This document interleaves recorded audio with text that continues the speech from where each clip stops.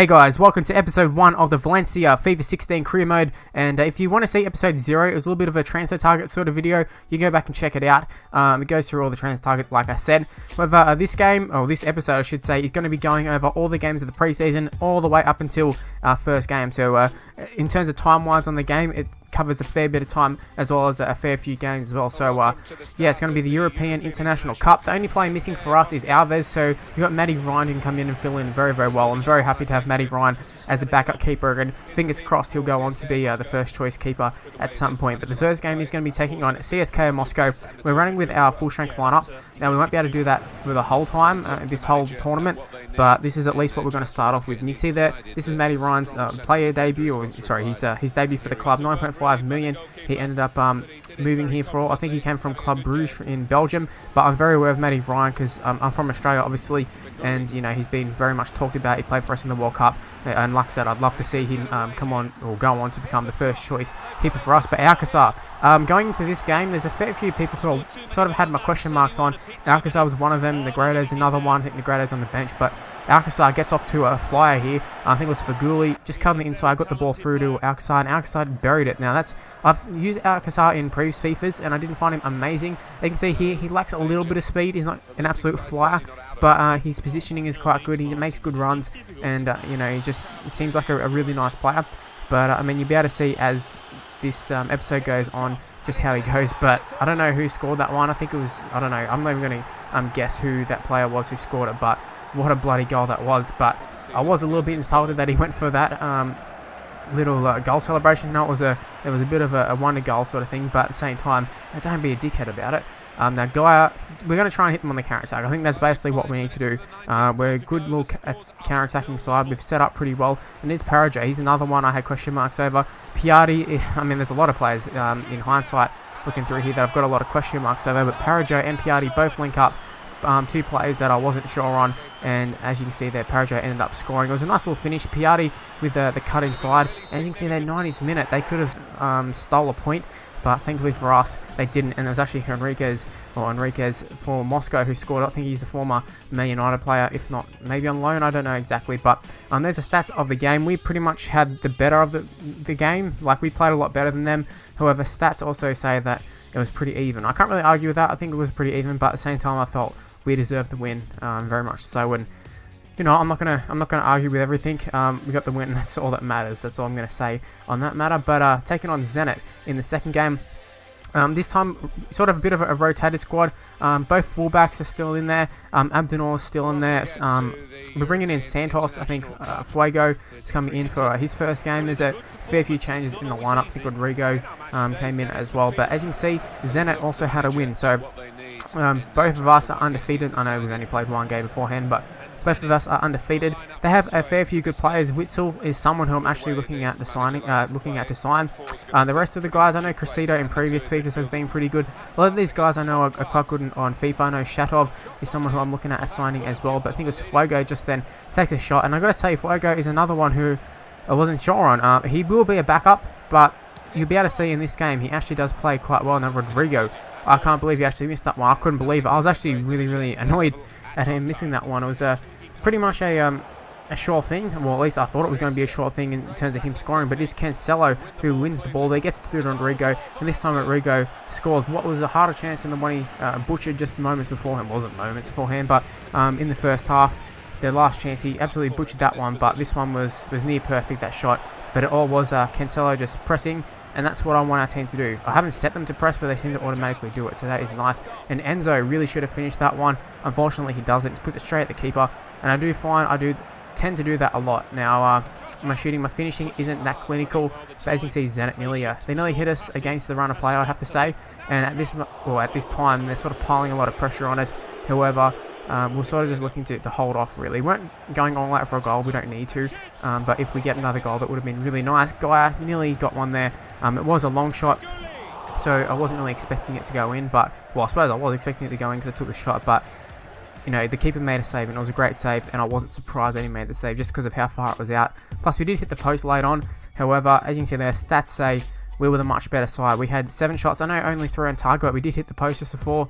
And they only had 3 shots, none on target. So we pretty much dominated that game. Whether the scoreline says 1-0, I think we were the much better side. You can see Matty Ryan got man of the match. I don't really know how he got man of the matches. The man of the matches are quite weird on this in terms of, you know, keepers can make minimal amounts of save and they get a man of the match, and then other times they'll make heaps of saves and, you know, might concede one, and then I don't know. It's such a weird thing. But Hamsik or Hamsich, I'm not sure the exact pronunciations. He's someone who I was very keen on. I think it was 16 million I offered, might have been 15 million, but we had the money there. Pretty much is what I'm saying. Parajo had an offer. It's too early. I could accept that and probably wouldn't have any problems with it, but at the same time, I think it's too early to go and get rid of some what I would deem like important players for us in Alcazar and Parajo. I'm really looking to sort of build a team around them, especially Alcazar. He's quite young, and Parajo, he's not heaps young, but I mean he's youngish. He's 26 years old, so he's kind of in the peak of his career at the moment. So I mean, eventually we might look to get rid of him, just not now. But Alcazar, he does strike very early on, 23 minutes in. Swansea, whoever their keeper is, I'm not sure who it was just then, but there was no chance of saving that. It was the perfect finesse shot, and that's really what Alcazar's perfect for. You just get those balls that sort of, you think, oh, maybe I should shoot here. Definitely shoot. Like, don't even hesitate. He'll put it in the back of the net. No worries about that. So anyways, that was a nice little bit of defense. Now, I don't think defense gets enough love on YouTube or on career mates and that sort of stuff. It's always just the flashy sort of stuff, and you know, I'll put my hand up and say, I usually just show the goals, but I think I need to show a little bit more defensive display. I think it was Danilo maybe made the tackle just then before, and they also had a chance to score there. I think it was Ida or someone. I don't know exactly who it was, but they didn't really put it anywhere near the goal. But yeah, we end up winning another game. We did go defensive late on in the game, and that's what you'll find me doing. If it's a bit of a tight game, I'm going to go defensive. Don't you worry about that. And I don't feel any shame in going defensive or ultra defensive, parking the bus. I'll do what I got to do to win. Anyways, we're out of the group stages, which is to be expected after we won 3 from 3, so we haven't lost yet. We haven't even conceded a goal, I don't think. Actually, we have conceded 1 goal, but we get another million added to the transfer funds, which is quite nice. And you see right here, trying to offer for Marek Hamsich, but unfortunately for us, it's not really going to work out that well, because, I mean, we can offer the 130,000. He actually wanted more than that. Like it said, you should be able to sign him for this amount. No, we went much higher. We just couldn't get it done. Now, I only showed 100,000, but we definitely went higher. We just couldn't get it done, unfortunately. Javinho was someone who I was looking to bring in. However, in hindsight, I mean, I'm looking at signing him still, sort of, and getting offers for Parajo. It shows how good form he's actually in. Very impressive in the preseason for me. And Piatti's another one.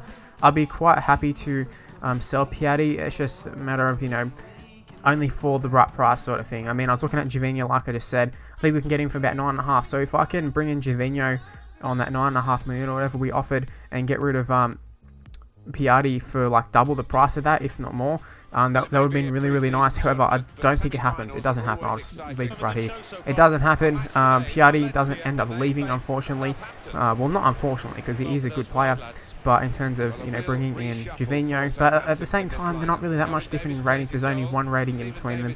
I think age-wise, Javinho's got a little bit on him, and we'll find out Javinho, his wages are ridiculous. But taking on Southampton here, it is a knockout game, so we do need to make sure we, you know, hopefully it would have been nice if we could have got off to a fly, but we do need to make sure we just get the lead. I'm one of those players who, if we go behind, I do tend to struggle a little bit, but it is Danilo who's through on goal there. He ends up scoring. Now, I'm not going to lie, that ball was not intended to him. It was intended for number 21, however, didn't end up falling for him, and thankfully it didn't, because it worked out okay. Now, Negredo, he's not someone who's in favour with me, just because I don't really like the style of player Negredo is. Now, I'm not all about the pace. Obviously, I've talked about it a little bit with Alcazar. Alcazar's got enough pace that you can manage with. Negredo, though, he doesn't really have much pace at all, just in terms of, you know, agility as well isn't really there. And I don't really play the crossing style of football, and I feel like crossing isn't very good in this game. But he did end up scoring a goal with his feet there, which was really nice. And it started to make me question, you know, have I written him off too early? Like, he's come off the bench a few times. I think he started one of these games in the preseason tournament, and yeah, it did make me consider, you know, should I keep him around? I mean, I have to until at least January, because he is only new to the club. I don't think he actually was at the club before, but in terms of actually making the permanent transfer, he's new to the club, so I can't sell him at the moment. But yeah, that goal that he scored, I thought was really nice. Great positioning. It was a similar goal to what Alcazar scored. So I was kind of questioning, do I need to even bring in another striker? That was another thing, because I was looking at bringing in another striker. However, I can sort of put that on hold at the moment. Don't want to rush around and bring in players, you know, for the sake of it, or go, oh, I need to bring in a new young gun because you know, I don't think I'm going to be here for 10 years or whatever. So, you know, going around signing all these youngsters, you know, probably not going to help me out, especially with the club that we are. You can do it to a degree, but you don't want to have a whole team of youngsters, for me anyways. But we did, you know, throw in offers there for Javinia and that sort of stuff. I've already talked about that briefly. Also, Piatti just showed that they wouldn't budge from that 12 million. 12 million was the highest Leon would go.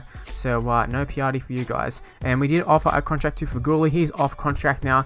I've seen, it seems to be like a lot of people have problems with trying to re-sign Faguli.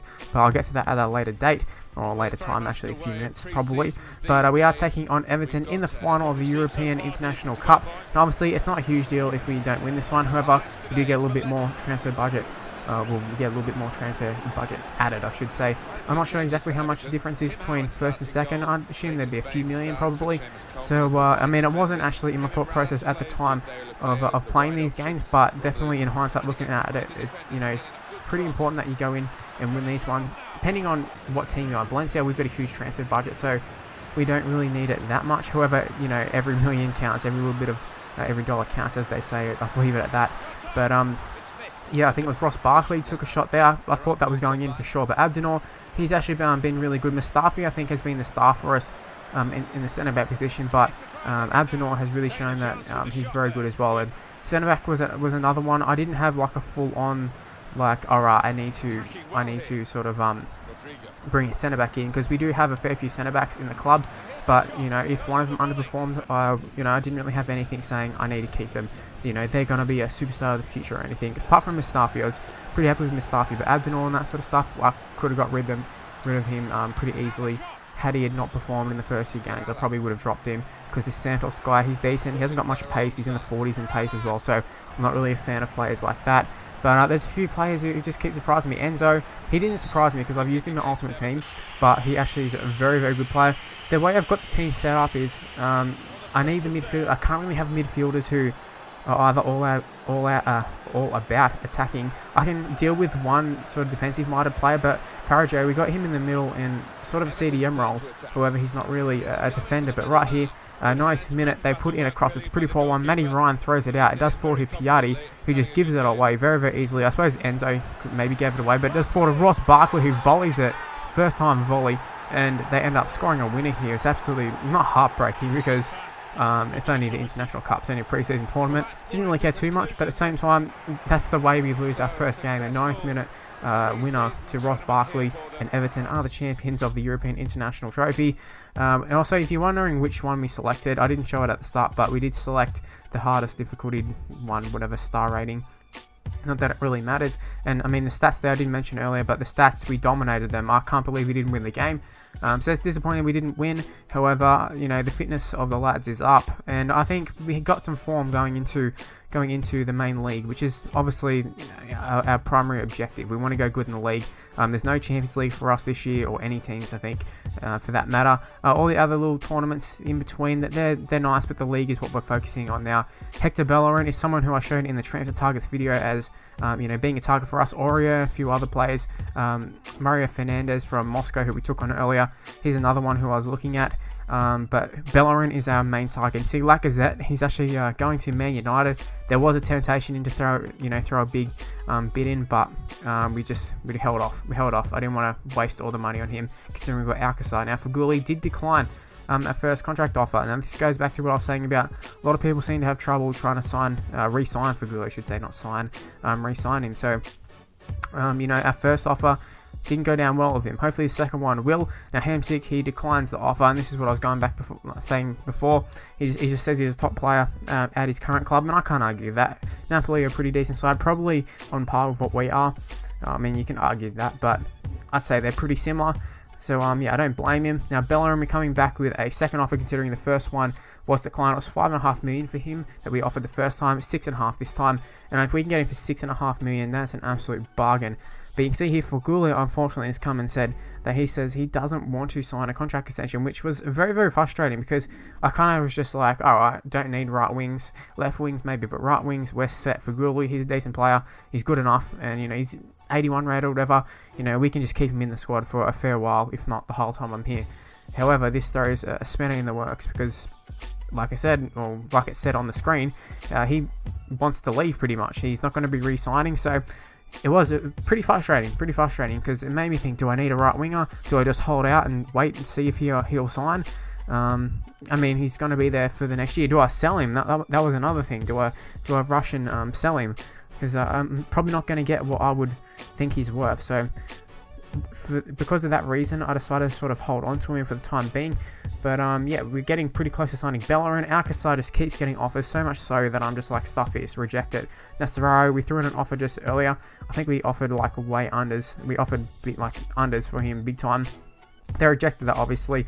This time we're going in for him, I think it was like 7.5 million. You see on screen here, Hector Bellerin is about to be confirmed as a signing for us. 6.5 million, 50,000 in wage. You can see he is a phenomenal player. Physicals are really good. Cancelo, probably unlucky to find himself as a second choice, considering he played very well in the preseason. However, before we even played the games, I had my heart set on getting Hector Bellerin. He just seems like a really good player, and I've got to say, Cancelo's marking and actual defensive stats didn't seem that great. So Bellerin has him on those ones. Now Storaro, you might be thinking, why the hell are you signing Storaro? I don't think he's a real popular player on career modes. However, I have used him at Juventus, and he is definitely a really good player. He's got great all-round stats, and he's one of those players that just is like an all-rounder. He's an all-rounder, which is what I want for the centre mid spots, particularly the left and right one. He can also play in the CDM role, which is quite nice, but I'd prefer to have him on the left and right because he can attack and he can defend. That's exactly what I want, and that's why Enzo works well. Andre Gomez works so well because they're perfect for that sort of role. They're both all-rounders as well. Now, Faguli did come to us and say, oh, now I want to stay. So in a matter of weeks, I don't even think there was a game in between the last messages, the last emails. I think he literally decided he didn't want to stay, he wasn't going to re-sign, and then the week later was like, actually, I will re-sign. So we are going to offer him the same contract as we did before, give him a crucial first team player, 80,000 in wages, 20,000 bonus, just to make sure. I always do that because it doesn't seem to do anything different whether you add it or you don't, so may as well add it, I say. And Ntep is someone who I want to sign. He's not someone who I've really seen on YouTube. I haven't seen too many like FIFA 16 career modes on YouTube, to be fair, so I don't know exactly if he's like someone who everybody signs, but he is someone who I really want to sign. I love his stats. He looks like a great player, and he just has great work rates. Everything's great about him, really. And Faguli does re-sign. Well, he hasn't re-signed officially, but he is saying he is going to re-sign. Anyways, we're ready to play our first game, but before we do that, I'm just going to take you through all the transfer signings that we have done. Basically, the only one I've actually brought in, me, is Bellerin. The rest have all been done by the computer, but I think Bellerin, he's a great signing, especially for the future. But in terms of the first team, he's our best right back that we've got now. So he's the first team signing. That's what I've brought him in for. Anyways, that's where the video ends. Hopefully you did enjoy it. If you did, make sure you go ahead and leave a like. Subscribe to the channel as well if you're new around here. You can follow me on Twitter at Mr. Luke MIT. Facebook page in the description below. And next episode will be including some live commentary. So I don't want to be doing all of them as, a whole live commentary or as a post commentary. There's going to be a mixture in the one video. That's just how I'm going to format these videos. Also, the Juventus career mode is still going to be going up. We're going to be alternating between dates. One Valencia, one Juventus. So stay tuned for the Juventus one, which is going up tomorrow. And that's all I got to say. Thank you for watching, guys. I'll see you next time. Bye.